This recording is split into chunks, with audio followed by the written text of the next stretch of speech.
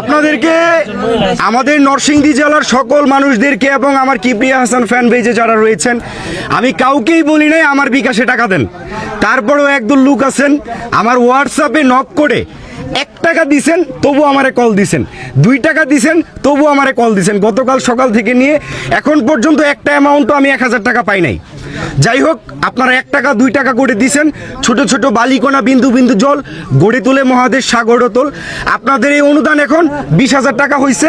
এই 20,000 টাকা আমি আজকে এই মুহূর্তে রাব্বি ভাইয়ের হাতে তুলে দিচ্ছি এবং আমি আমার উপরে যে দায়িত্ব ছিল সেটা থেকে মুক্ত হচ্ছি।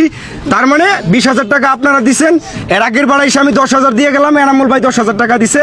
আমার টোটাল ফান্ড থেকে হচ্ছে রাব্বি ভাই 40,000 টাকা রিসিভ করছেন। জি, ধন্যবাদ ভাইকে, কিবরিয়া ভাইকে।